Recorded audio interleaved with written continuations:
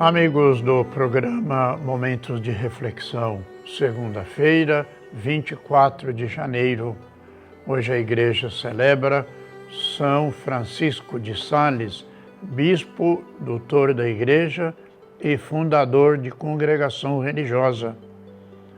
Dom Bosco, ao fundar a congregação, a sua congregação, dedicou-a a São Francisco de Sales. Por isso, os filhos espirituais de Dom Bosco são conhecidos como salesianos. E nós vamos meditar hoje no Evangelista Marcos, no capítulo 3, os versículos de 22 a 30. Naquele tempo, os mestres da lei que tinham vindo de Jerusalém diziam que Jesus estava possuído por Beelzebu e que pelo príncipe dos demônios ele expulsava os demônios. Então Jesus os chamou e falou-lhes em parábolas. Como é que Satanás pode expulsar a Satanás? Se um reino se divide contra si mesmo, ele não poderá manter-se. Se uma família se divide contra si mesma, ela não poderá manter-se. Assim, se Satanás se levanta contra si mesmo e se divide, não poderá sobreviver, mas será destruído.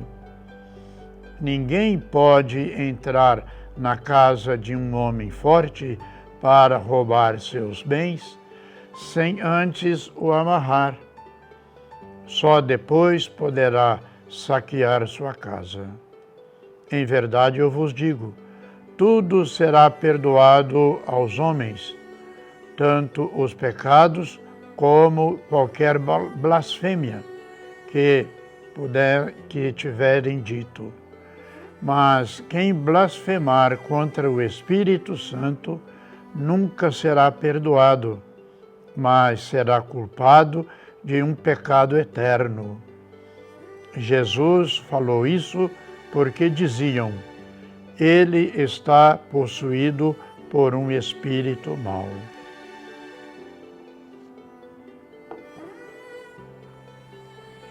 Caros irmãos e irmãs, conforme a popularidade de Jesus crescia, seus inimigos procuravam meios para explicar seus maravilhosos poderes.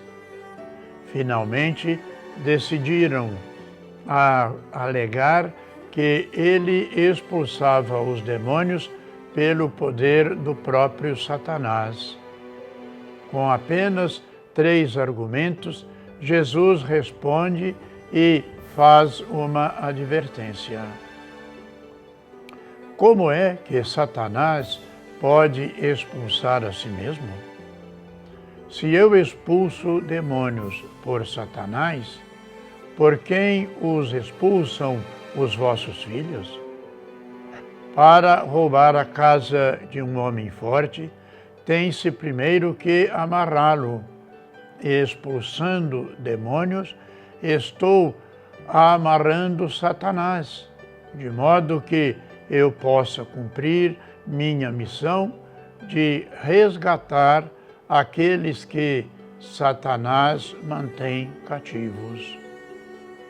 Sua advertência foi, em verdade eu vos digo, que tudo será perdoado aos seres humanos, os pecados e as blasfêmias que proferirem, mas aquele que blasfemar contra o Espírito Santo não tem perdão para sempre, pois que é réu de pecado eterno, conforme Marcos, capítulo 1, versículos 28 a 30. Depois de seus debates como os fariseus e outros inimigos sobre como guardar o sábado, eis que surge nova questão: de onde vinha o poder de Jesus Cristo para expulsar demônios? Não podendo negar os milagres de Jesus, os líderes judaicos tentam vinculá-lo a Beelzebu, ou seja, a Satanás, pois os judeus sabiam que esses milagres eram resultados da manifestação divina na pessoa de Jesus. Mas, devido ao orgulho, à falta de humildade, ficava difícil admitir a origem divina das obras feitas por Jesus. Há aqui uma lição para todos. O orgulho, o poder obscurece a visão espiritual a ponto de alguém ao mal chamar-se bem e ao bem chamar mal.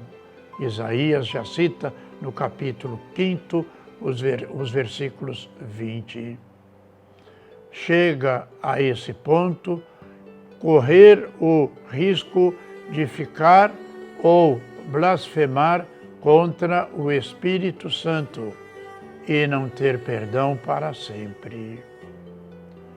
Por que a blasfêmia contra o Espírito Santo é imperdoável? Em que sentido se deve entender essa blasfêmia? Santo Tomás de Aquino responde que se trata de um pecado imperdoável por sua própria natureza, ou seja, exclui os elementos conquistados para o perdão de toda a humanidade adquirido por Jesus Cristo quando ele morre na cruz. Rejeitar o amor de Jesus é rejeitar o próprio Espírito Santo, que é a comunicação na vida e no amor de Deus sobre toda a humanidade. E é por isso, irmãos e irmãs, que nós que estamos vivendo esse tempo difícil da pandemia, precisamos de fato convencer-nos de que a presença de Jesus na vida de cada um de nós faz com que nós superamos toda a maldade que vem da realidade humana, principalmente dos nossos inimigos espirituais.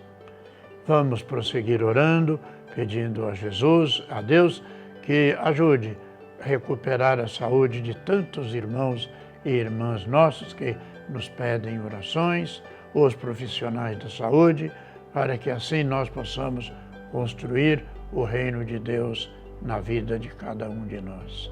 E que desça sobre todos e cada um de nós a bênção de Deus Todo-Poderoso, Pai, Filho e Espírito Santo. Amém.